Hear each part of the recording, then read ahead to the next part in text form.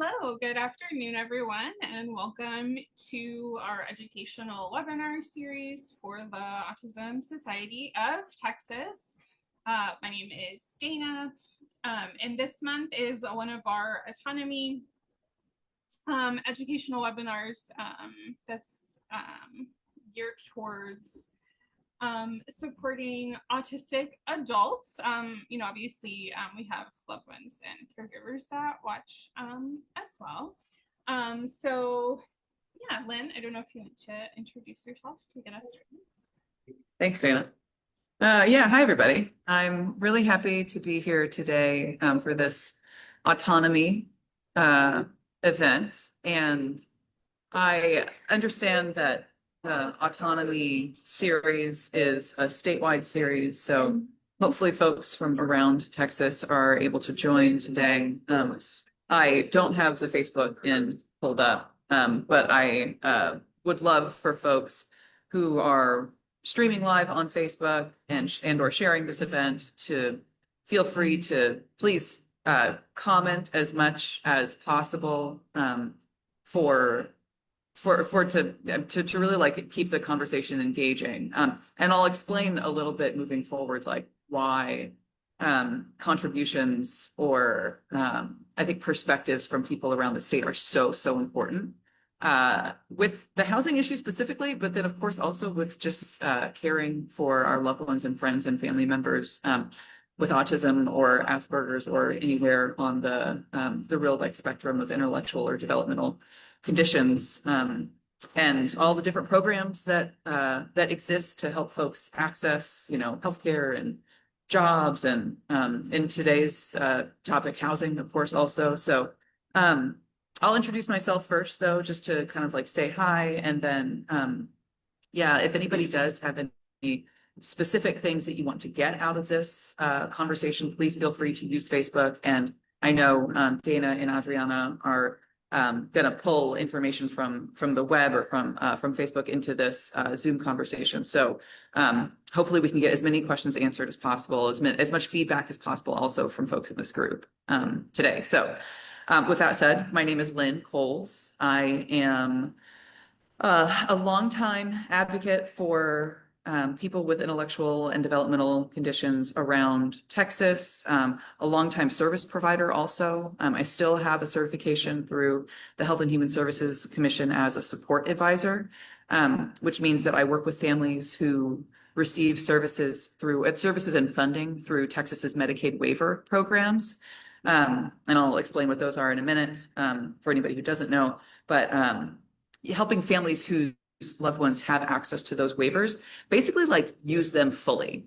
There's lots of different funding streams and like treatment options and even like community engagement options, like for supported employment or different types of attendant care that exist like in this long list of things that each one of our Medicaid program types covers.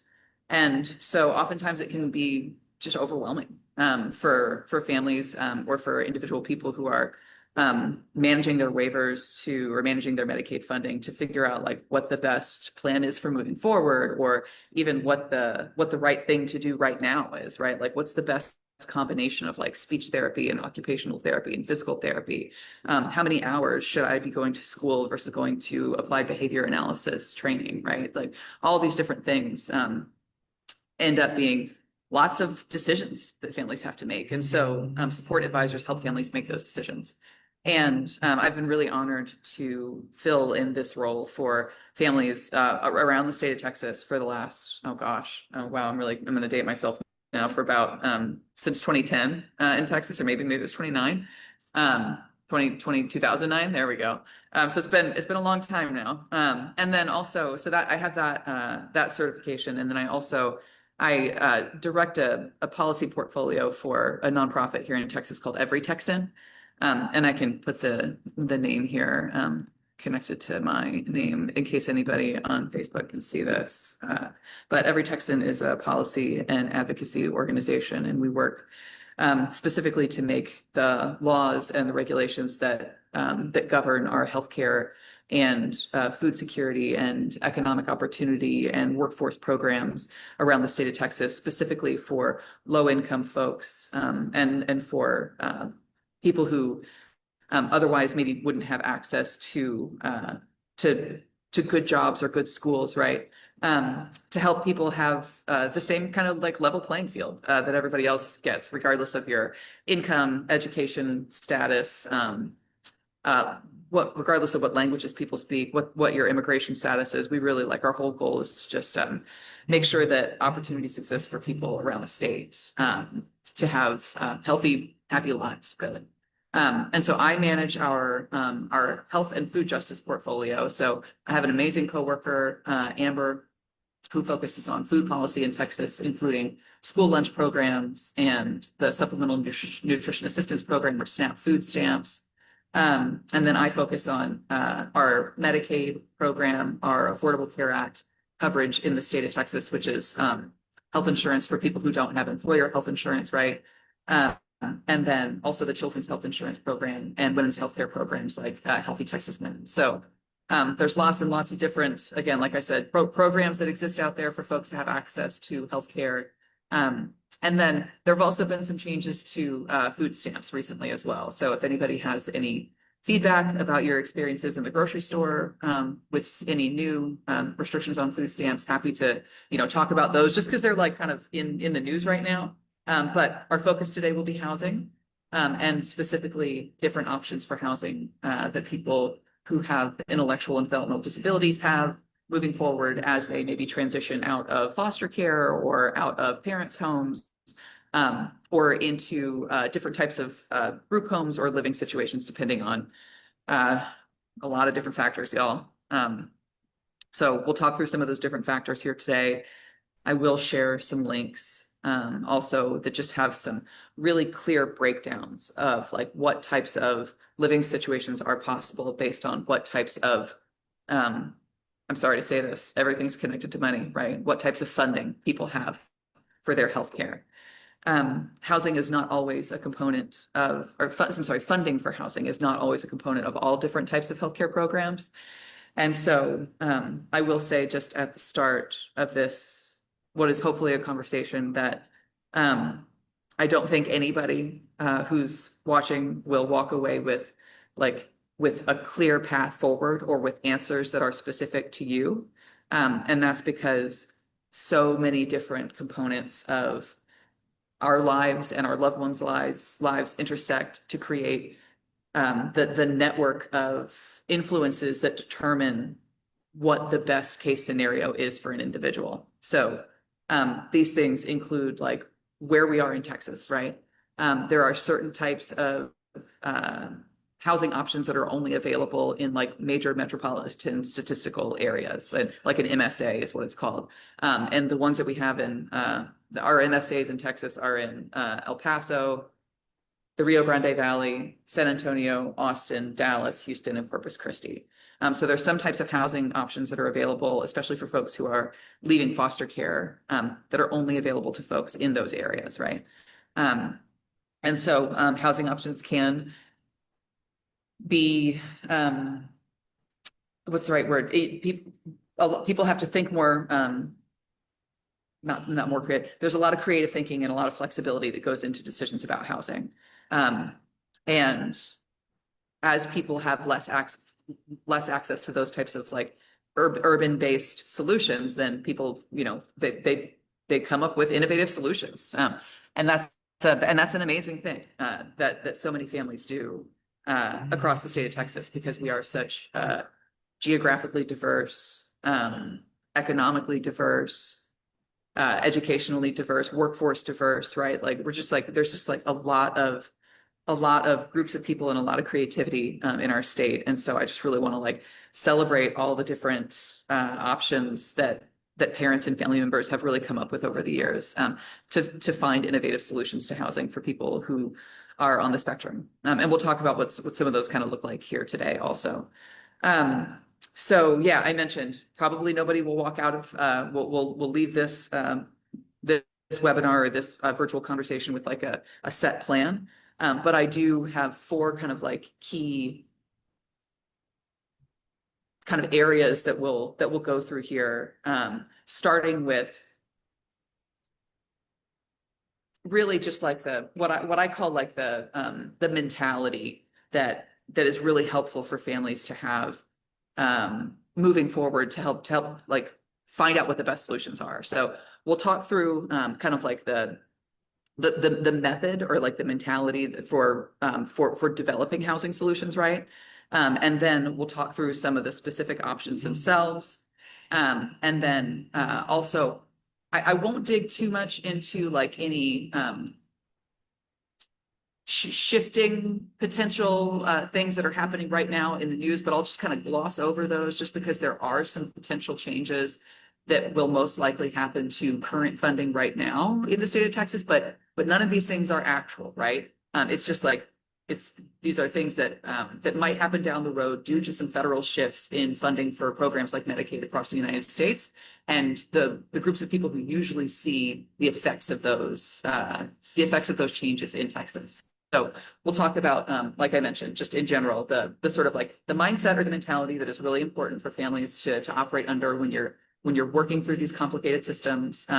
We'll talk through some of the very specific options that people have connected to which types of programs they have access to, some potential changes moving forward because of some federal shifts in Medicaid funding landscapes. And then last thing that we'll just cover today together is like how to move forward confidently, really. And this is a difficult time to do that because we probably will see funding cuts moving forward because of some shifts in our federal policy. So I don't want to. I say none of these things to alarm, but just rather to prepare, right? Yeah, okay. So what I want to start off with then is just like things that probably most people in this call already know, right? And this is like in order to deal with the big systems that we have to deal with, right? Like Medicaid, workforce, education, right? Even, I mean, housing, right? That is its own system. And when I say systems, I just mean like the collections of people and offices, our neighbors also included in this sometimes, regulatory agencies, right? All these different offices that come together to provide funding and to provide solutions, and sometimes to provide challenges, right? And let's just be very honest, like there will be challenges as families are developing plans for their loved ones as they transition out of school, right? Whether they're like 18 years old or 21 or 22 years old, or if people even go on to college, like then later than that. The kind of the key things that I tend to recommend to families are about four things. One is be organized, right? Have a notebook. And I realize this is like some really, really practical stuff that I'm starting with, but like it's so necessary as especially children or loved ones gets older and you're sort of sifting through the different options that they can have, whether it's like living in a group home, living in an apartment complex, living in an assisted living facility. For some people, living either on a short-term basis or a long-term basis in an intermediate care facility, right? For some people, that is the best option for a short amount of time or even for a longer amount of time. Like having a, and again, like I know this is super practical, but like being organized from the get-go and saying, these are the people who I have spoken with, and this is what I've learned from them, right? These are the phone numbers that are connected to this office, and this is like literally the date that I spoke to them and the date that I'm going to follow up with them. So when I say be organized, I mean like have a notebook, whether it's a digital one or a paper one, however you like to track conversations that you have with people. Make sure that collection of like organized materials, right? Notes, calendars, phone numbers, right? Contact lists, all those things are so important. And then also, because there does tend to be a lot of turnover, a lot of like staff turnover in some of our offices and like state agency partners that deal with these different types of housing solutions, also like nonprofit partners, right? the financial management service agencies that people have to go through when they do have Medicaid waiver funding, depending on what option they use for using that fund or for using those funds. Because there's a lot of turnover, if somebody leaves the office, if you get a bounce back email, like figure out who their replacement is, just like make sure that like if you have a supervisor's name, that you can reach out to them and say, hey, like I got a bounce back email from this person. Was that a mistake? Did they leave their position? Who's the new position? Who's the new person in that position? Right. And so having just like a really clear kind of like organization chart for the different offices that are the most important to you is really, really important when thinking about housing, because there are so many different people who you're going to be in touch with, and just like having a clear sense of who is important for moving forward. So be organized, right? And then second thing in this sort of like the mentality or the kind of like method first section here is be a researcher, right? Whether or not you research best by having conversations with people, maybe on the phone. Some people will go directly to agency offices and say, hey, I need to know what my options are, X, Y, and Z, right? Other people do a lot of internet research, right? Some people, when they're seeking out options for housing or even for doctors or dentists, right? They'll go online and get on websites like WebMD, right? Or even like doctor rating websites. There is not, as far as I know, and if anybody knows about this, please let me know. But there's not, as far as I know, like a rating website that has different housing options or different kind of like group home options around the state of Texas. But just since I just said Texas, just to be clear, when I say be a researcher, make sure that you're being a good researcher, right? Which just means that like, because like I mentioned, there's so many different kind of like geographic restrictions to the different types of options that people have. It's not super helpful. And I don't mean this across the board, right? But it's not super helpful to be looking, to be talking to people who live in like Indiana, right? Or Virginia about what housing solutions work for them, because every state manages its own healthcare policies and healthcare programs. And what works for somebody in one state might not work for somebody in Texas. And that's true also even for, like I mentioned earlier, like different parts of Texas, because there's different housing options that are available to folks depending on where they live. Let me check here. Okay, nothing in the chat yet. So be organized, be a researcher, be a good researcher, right? And those two things kind of go together because the more research that you do, the more contacts that you'll have, the more notes that you'll take, right? The more information that you'll have to sift through when you're coming up with the right decision for your loved one about, again, like what the best options might be for them as far as housing. And then the last two things that I'll just mention here briefly are just to be persistent. It is more likely than not that when you call out to a case manager or to somebody with whom you're working on an individualized education plan, right? Or to set up a meeting for a special education office or for a workforce office, right? Whatever the program that you're looking to access is, you'll probably have to make a couple of calls to get to the right person. And so it's really helpful when I'm making those phone calls, when I'm working with families, right? Or even when I was working with my own sibling through his Medicaid journey, we would like kind of have a sort of sit down moment before we had a planning day, and we would go like, okay, let's steel ourselves and just know that we're going to have to leave 6 voicemail messages. And then tomorrow when we come back to this, we're probably going to have to call all those 6 people again. Like it's unlikely that you'll get a call back necessarily within even maybe 2 or 3 days. Because also like, and this is not it's a criticism of our kind of like broad system, but it's not a criticism of any individual person who works for the Health and Human Services Commission or who worked for the Department of State Health Services. They are also, their caseloads are too high, right? There's just not enough people. There's not enough funding in the system right now to make it efficient. And so that is to say, just prepare yourself to be persistent and just know that like, if you call out to somebody, you're probably going to have to call out to them again, or maybe go visit their office if you have time. But that also goes back to being organized, right? Like if you know you're going to be in an office building visiting one person one day, maybe if you have another another person who you need to meet within that same building, you meet within the same day, right? Just to save time. Same thing goes with like doctor's offices, of course, too. So be organized, be a researcher, be persistent. And then last thing, and we'll talk about this kind of a little bit more moving forward, is just to be flexible, right? And that's because it's actually related to the second kind of like one of the parts of our conversation here today is that the laws and the regulations that govern what types of funding can go to different therapies around the state of Texas for people with different types of conditions, right?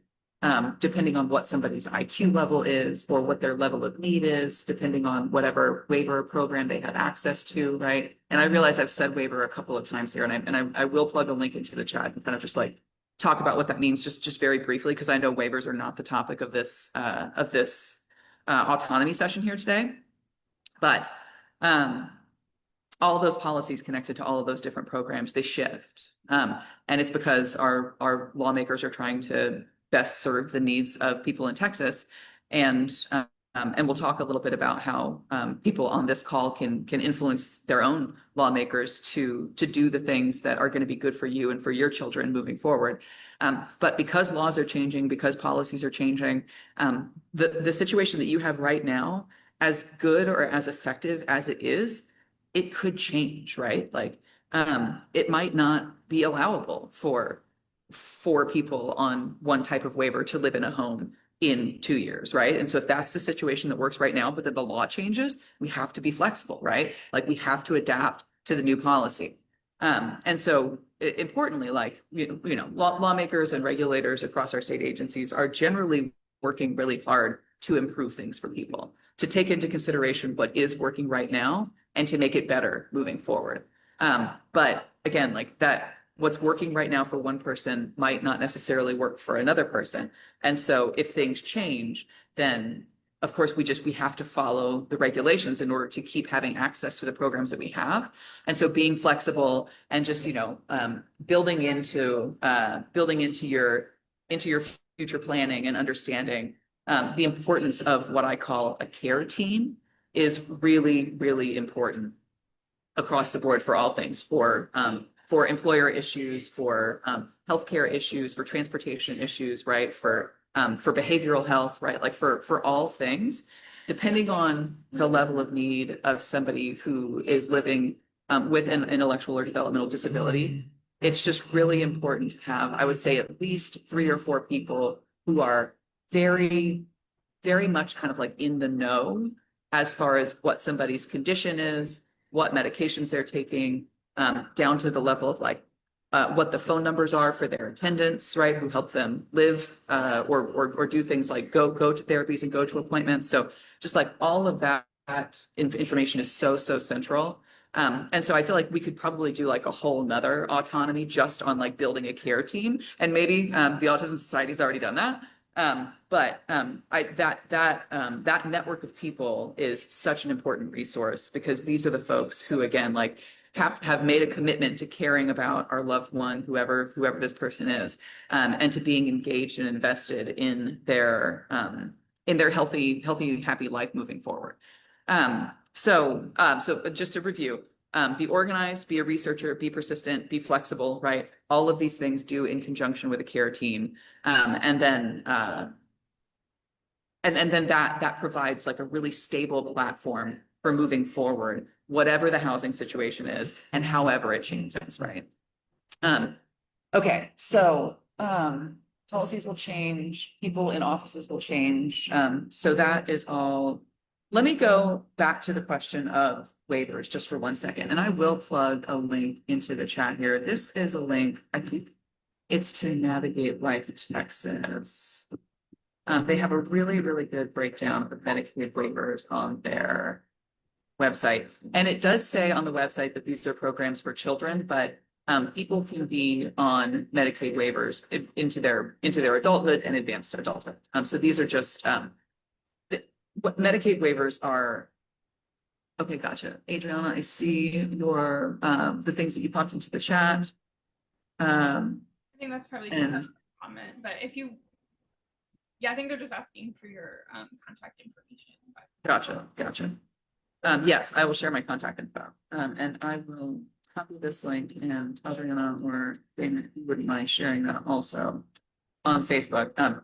This is a list of waiver programs in Texas that are for people who qualify for long-term services and supports. So I will say that regardless of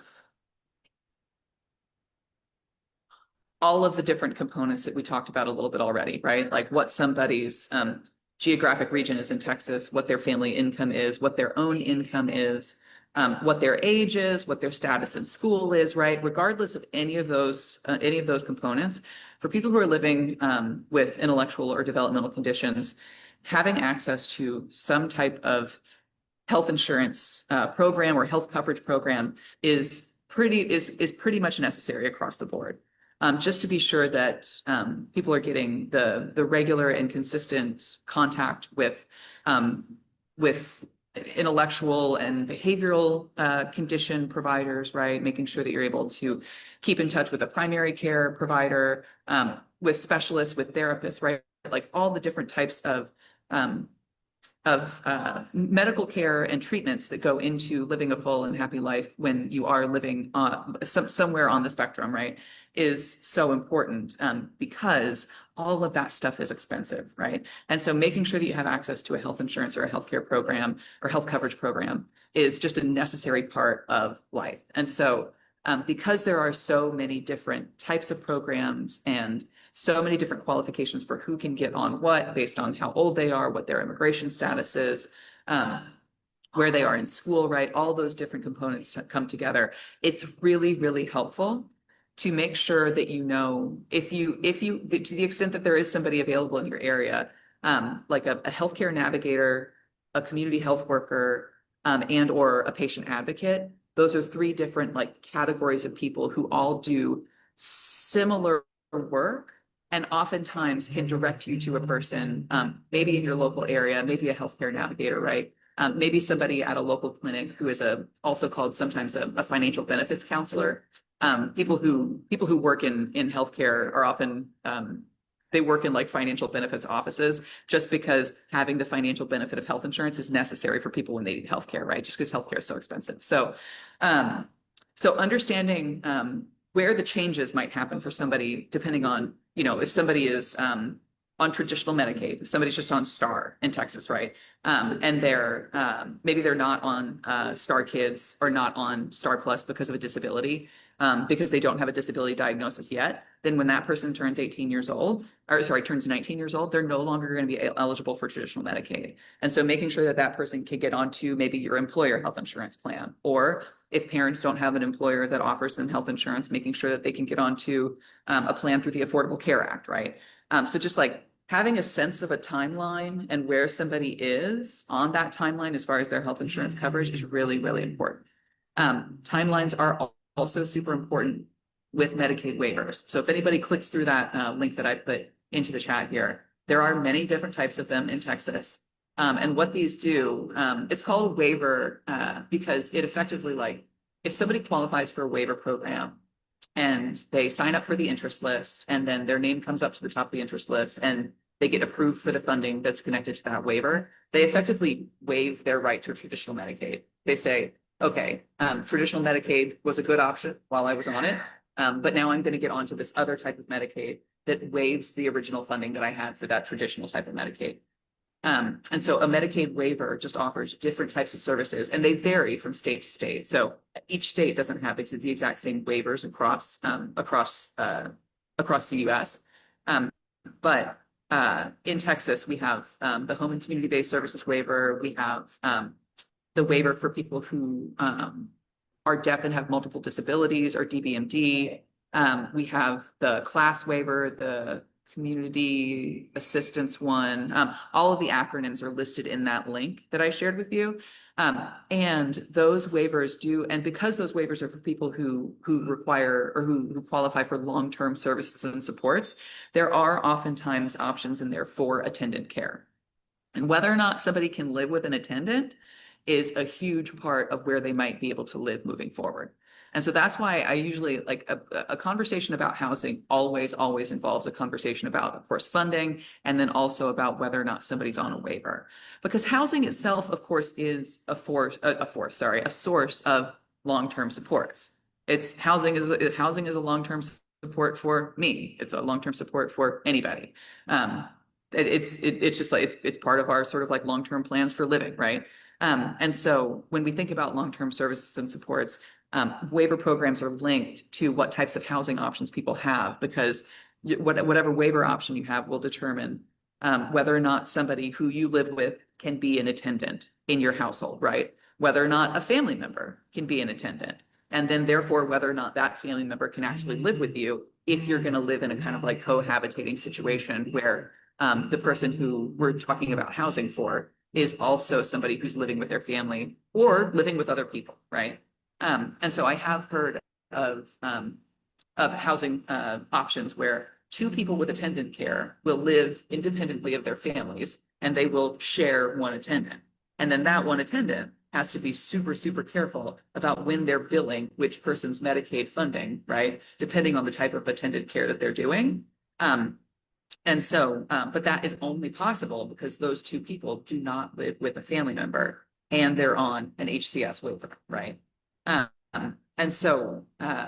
that policy did change also during COVID-19, right? During COVID, family members were able to be attendants for people who were on the HCS waiver, but that shifted after the end of COVID, and so now no longer are able to anymore, right? And actually, you know, the last time I checked on that was probably like within the last, I would say 6 or 8 months or so. And so before I even say things like that in public, I really like to double check them to make sure that that stuff is still accurate. So yeah, so I would want to do that before I gave anybody any specific advice on like what is a good housing option for you and for your family moving forward. So that said, oh, go ahead. We did have a clarifying question. So won't majority of the adults, you know, once they turn 18 with autism, wouldn't they qualify for Medicaid, or generally? Generally, for traditional Medicaid, when people turn 19 years old, they lose Medicaid. If they're just on traditional Medicaid for children. Yeah, but for people who are on Star Plus or who have access to disability Medicaid, then your Medicaid will continue after you turn 19 years. It's just for that traditional like children's Medicaid population. Gotcha. But if they, because autism is a disability, they could still get Medicaid for Yeah. And then we also had a question about housing options for people with aggressive behavior. So I don't know if you want to save that for later or address it now. Let's talk about it while it comes up. So just to make sure that we get to the things that are important to folks. Yeah, that's a difficult question, and it does often depend on whether somebody is living with family, right? Or whether somebody is living in a group home, or if somebody's living in an intermediate care facility, like I mentioned. All those different options will have different responses to aggressive behavior. In some cases, family homes are the best possible place for that time, while somebody is experiencing the stimulus that they're responding to with aggressive behavior, right? And so again, like I always start thinking in terms of like timings, right? So for this specific case, if somebody lived in a family home, I'd say like, okay, best thing to do then is to like get together the care team, right? Maybe the 3 or 4 people, maybe it's a couple of family members, maybe it's a neighbor, right? Whoever is on the care team, and say like, hey, we've seen an increase in aggressive behaviors recently. Like, let's make sure that we have a plan to get in touch with the behavioral therapist, to get in touch with the doctors. Maybe it's a medication issue, right? But to make a plan, usually I would say like make a 2 to 3 month plan for seeing the doctors, for communicating what the issue is that's happening right now. And then also I would say get together with the care team and make a set of standards for the home also. So like what types of aggressive behavior are we seeing in the home right now? Do they happen when doors are open? Do they happen when doors are closed? Is it because of a response to like new construction happening in the neighborhood, right? Like all of these things are going to determine so much like where that aggressive behavior is coming from. And then perhaps, again, like the care team can come together and say like, all right, well, maybe there's a temporary solution, right? Maybe there's a place where this person can stay so that they don't have to hear that neighborhood construction for the amount of time that it's happened, right? Or maybe it's time to consider thinking about like a group home for this person. Maybe living independently of the family household will actually improve the situation, right? Now, I will say there are many options for group homes in Texas. And when I say group homes, I mean, usually this is a living scenario where an agency or an individual provider will have a set of living arrangements or a set of living properties around an area or even around the state in some of the cases of the larger group homes or the larger networks of group homes, where generally there will be between, I would say, like 3 and 4 people living in the same house. Usually all of those people have access to a Medicaid waiver or to some type of disability funding. And there are 1 or 2 usually live-in full-time attendants, and then other attendants and therapists will come into the group home and will provide therapies and access to like day habilitation or attendant care or activities, right, for throughout the day. So there are lots and lots of group homes around the state of Texas, and there is honestly like not enough space in them for as much people for the level of need that we have across the state. And that said, and I don't say this in like an accusatory way, but rather just in again like in the spirit of transparency, some people have not had great experiences with their group homes because they don't feel like their loved one gets the attention or the specialized care that they deserve being in that group home. And so to the extent that families have time and I mean, really, I mean, I'm sorry. So I'm gonna stop with time for a second. To the extent that families have time to make those decisions, right? In that you're not experiencing an emergency right now. And then also the actual just practical time that it takes to go interview the lead personnel of different group homes to figure out whether or not that might actually be a good fit for your loved one. Take that time. And so this goes back to my first points about being organized also. It can be really helpful to just like have a quarterly every year or 6 months on a calendar check-in, just like a meeting with your care team and with the person who's living with intellectual or developmental conditions to say like, hey, how are things going right now? But then also like, if we were going to say, let's switch things up, maybe like in 6 months or so, like who would we have to talk to maybe do that, right? It's really important to try to establish relationships with people before you end up in an urgent or in a crisis moment so that you already have like a group home who you've spoken with, right? And maybe you know that like out of the 3 group homes that are available in your area, this one has a spot that's open in it right now, or this one has the shortest interest list out of all of them, right? And that takes a lot of coordinating and it takes a lot of planning. And so again, like I keep going back to the kind of like be flexible, be organized, right? Be a good researcher, but those things are so important in these different scenarios because there are so many different options that can be dependent on so many different types of like I would just say like life stuff, right? Things that happen. You can call them like environmental conditions, you can call them whatever, but just like things happen. And so we do have to make sure that we're like as organized as possible, that our networks are as fleshed out as possible to be able to get through those things. Yeah. And so I guess the nuance of the question is maybe the person is currently living in the family home, but doesn't have access to a waiver, whether because they're not eligible, maybe they're still on the interest list. So I guess if they don't have any access to like that kind of funding, I guess what are there any other options that are available either while we're waiting, for the waiver to come through, or while we're trying to, figure out, if we're eligible for waivers? Do those families in those kinds of situations have any? Gotcha. I'm sorry to say this, and this is like the answer to every single question. It depends, right? It depends on where people live. It depends on who the community-based organizations are in your area. Like just for instance, and I realize that this is so specific that it could be irrelevant, like fully irrelevant to whoever's asking that question. And if it is irrelevant, I'm so sorry to respond with something that's not helpful. But just for instance, like there is a nonprofit organization in Central Texas that provides housing specifically to people who are under 26 years old, who are experiencing homelessness or who have potentially experienced who could potentially experience homelessness because of their foster care youth or their intellectual or developmental conditions, or because they are runaways, right? And so there is that very specific organization in this area that could be an option if this person is under 26 years old, right?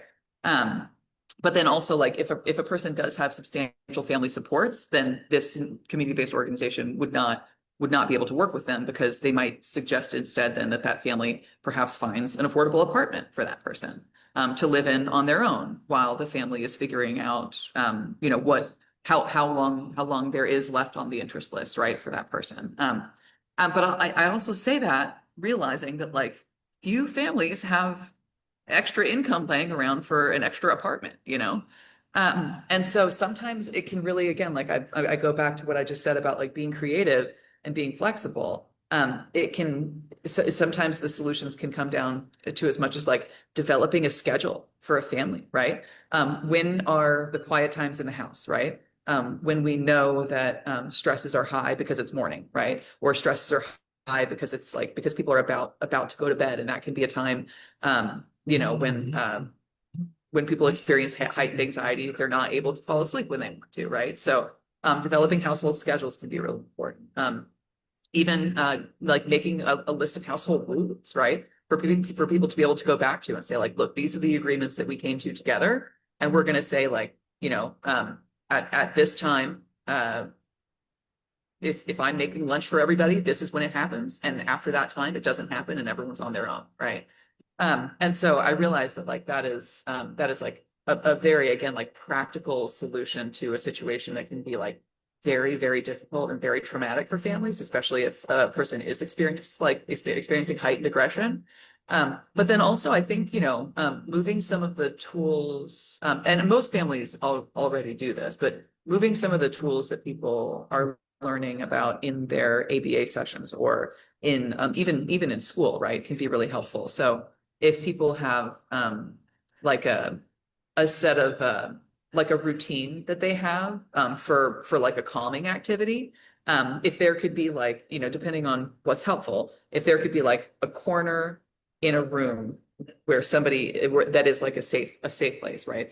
Or some people call it like a bug out bed, right? Like whatever it is, like if that's the place where you go to do the routine, that lessens the tensions or lessens the feelings of being heightened, then those are good things for the home in the moment until there are different options available for folks. So yeah, I realize, like, again, it all depends on like what types of financial, therapeutic and other resources that a family has while they're waiting on those different interest lists. And now, before I do want to make sure that I share this one link out with folks too, because it does have a very the Navigate Life Texas link. It kind of explains, I'm assuming, how to know if, because we had a question about like, how do I know if I qualify, or if my, you know, adult qualifies for a Medicaid waiver. And so I'm thinking, is it correct that that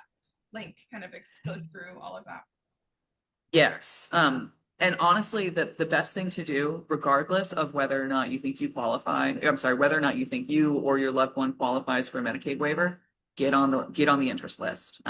I say that to everybody as soon as they get a diagnosis for any intellectual or developmental condition. Get on every single waiver wait list that there is, or interest list as they're called. And that's because if somebody is 2 years old right now, if somebody is 12 years old right now, their situation could change by the time they're 16, 18, 24, 27 years old, right? And so since some of those waiver interest lists are over a decade long, get on them early. And then if it turns out that, you know, your loved one is 14 years old when they get to the top of the HCS list, and then they still qualify for HCS, get on HCS. And then say it's 2 more years or 3 more years until they get to the top of the class list, then you get to decide whether HCS or class is the better waiver for you or for your family, right? But most importantly is like, don't discount yourself from eligibility for a waiver on your own or because your child is verbal right now, right? That can change down the road. And so again, like just really importantly, just like get on the wait list and stay on the wait list. It is unfortunate that they take so long to get to the top of them right now. And I think just in 2024, 80 people got off of the class wait list, 80 out of, I think, like over 10,000. So, and again, like, I don't mean to say that to be alarmist, but just like for the sake of transparency, Texas lawmakers have to put a lot more money into these interest lists in order to get people off of them at a rate that is sustainable. And right now it is not sustainable. And what happens is some people leave. Some people leave the state, right? Because there are no interest lists in places like Arizona. And so people will say like, all right, the most important thing to me is not staying in Texas. It's having access to Medicaid funding for a full and robust set of programs. And so people will literally uproot their lives and move to a different place. And I don't say that lightly.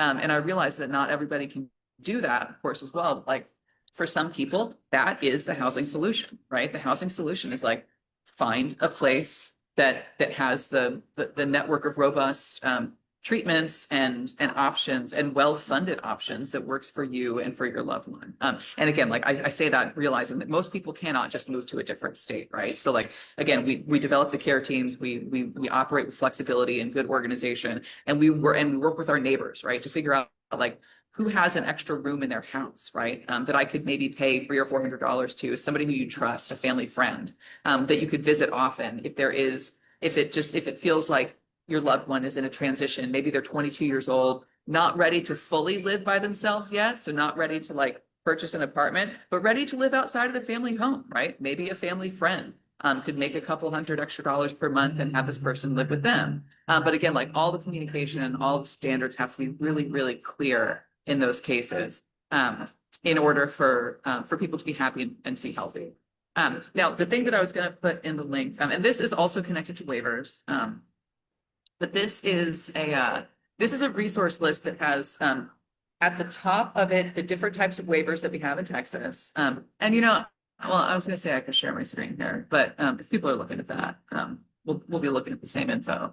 If you go down to, I think it's the 6th page on this list.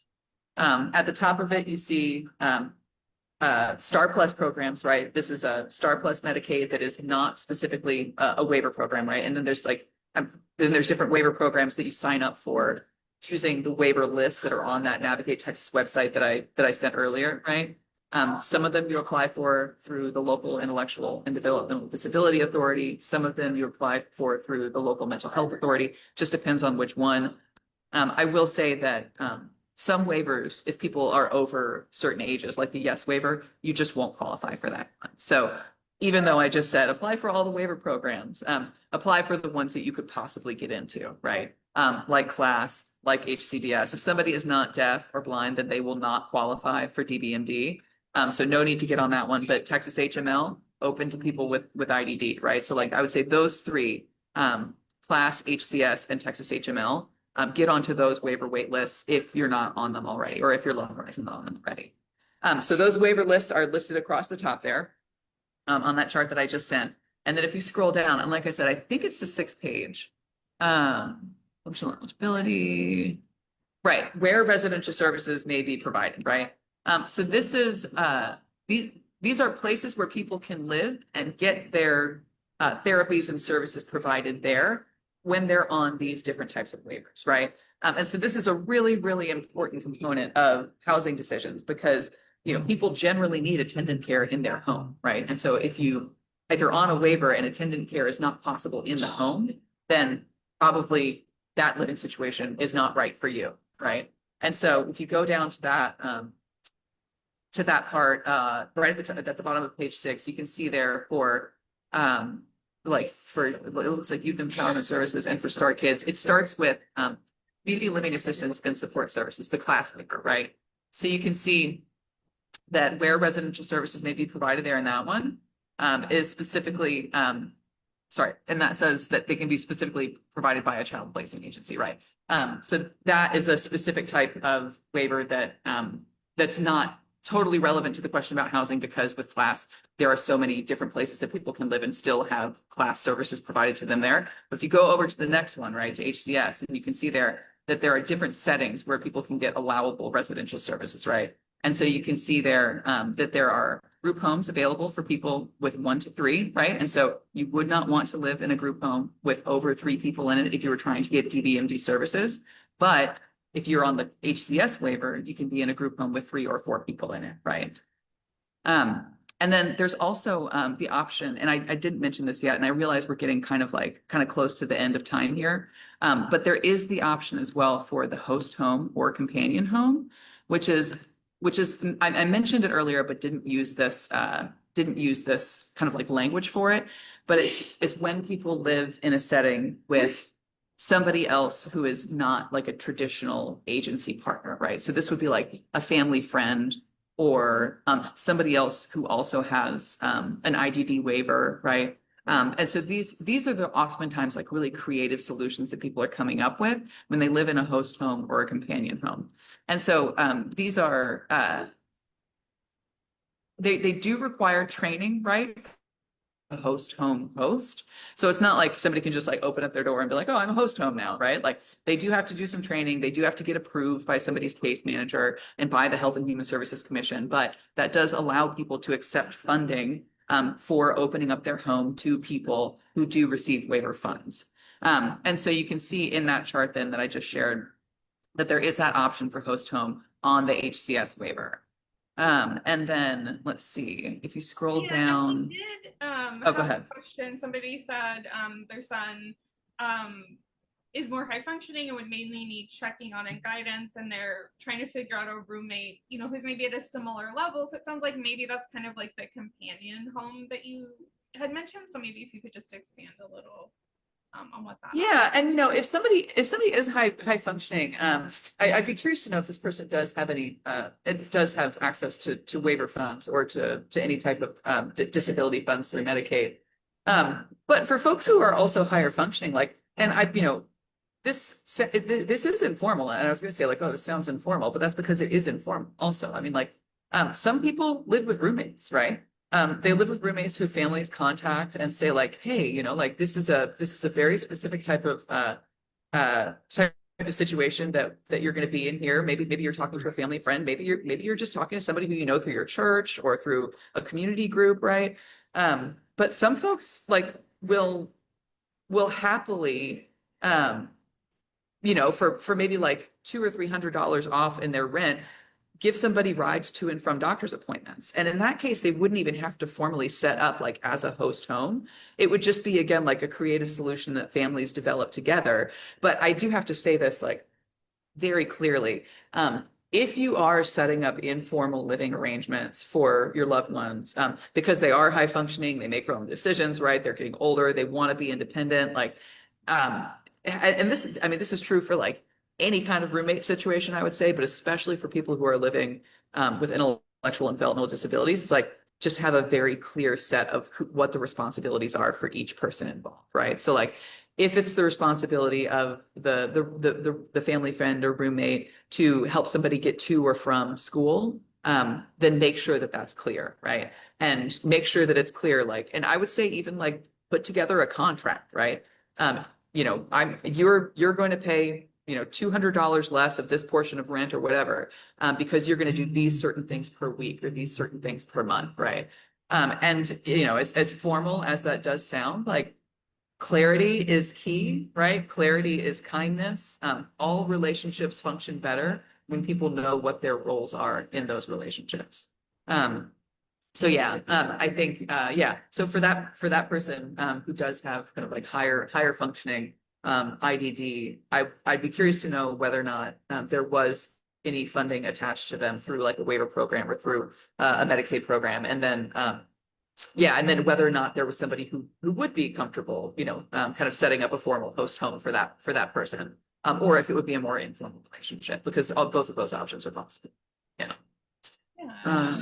And we are coming towards the end, so I do just want to say, you know, some folks had questions about, you know, specific geographic areas or even like specific providers, but you can always email us at support@texasautismsociety.org, and we can help, you know, kind of those very specific questions or trying to connect people to resources. But we did have a question about whether there might be any like emergency waivers, or like if somebody kind of ends up, in sort of more of a crisis situation, if there's any support for that. So I don't know if you could maybe speak to that briefly before we. Yeah. Yeah, I mean, yes, there are. The state does provide what are effectively like state supported living centers, intermediate care facilities, emergency crisis facilities. And these are the places where folks will go when there is like a true crisis or a true emergency moment. And these, people call these sometimes mental health care hospitals or mental crisis hospitals, right?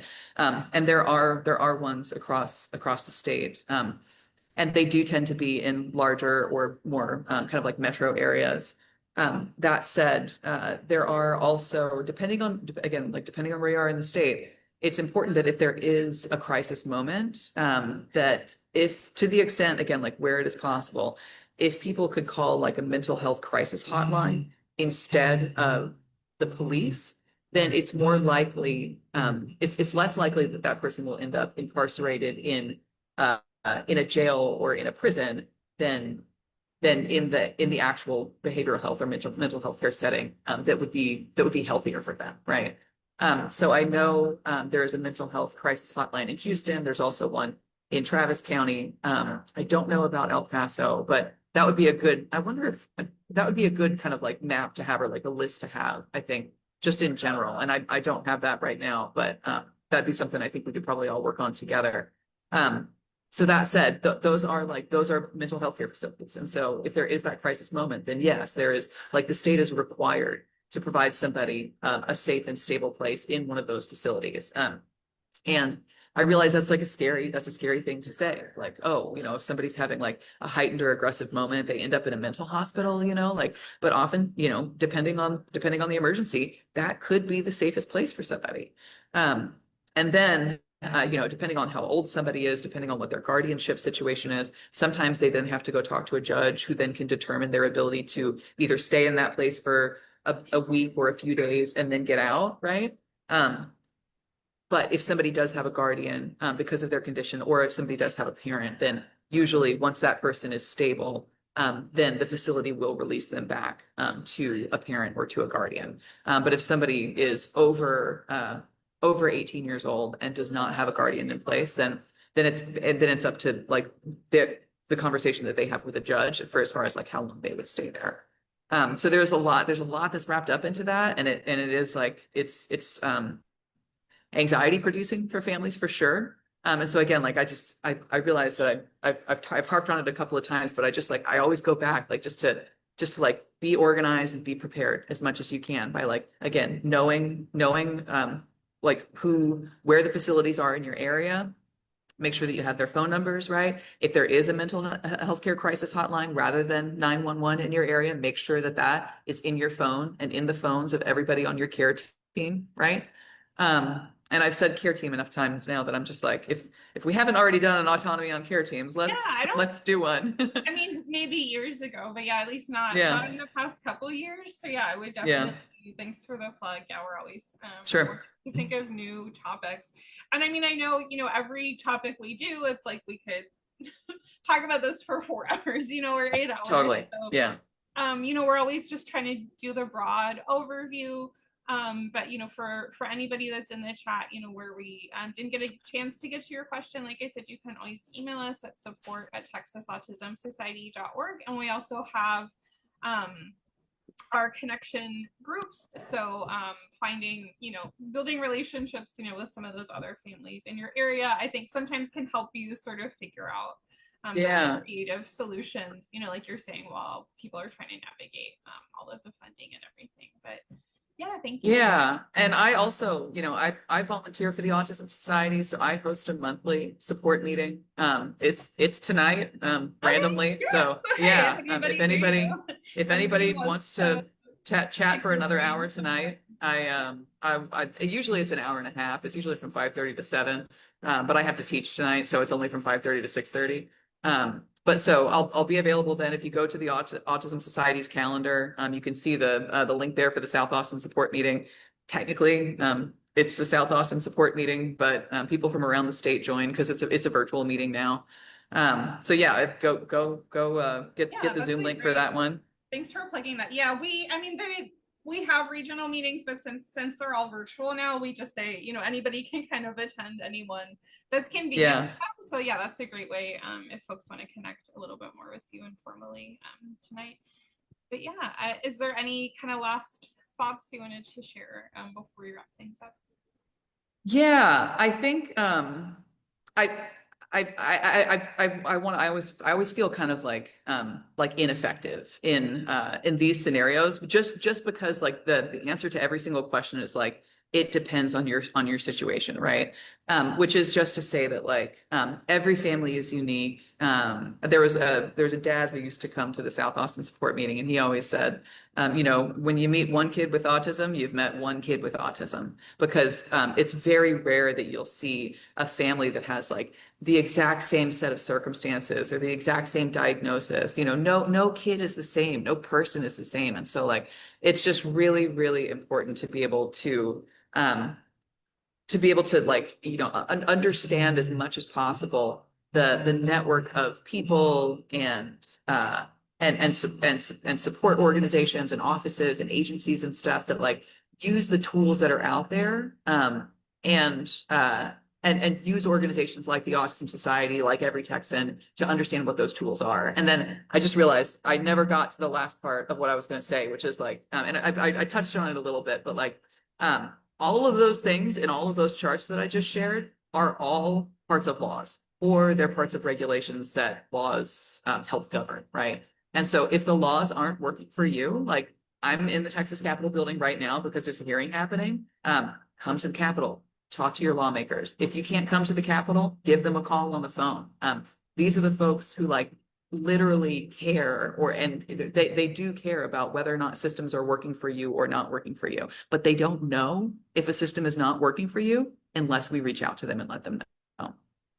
So also I'll say that at Every Texan, we have coming up a Healthcare for All leadership series, which trains people to use their own lived experience to be advocates for healthcare change.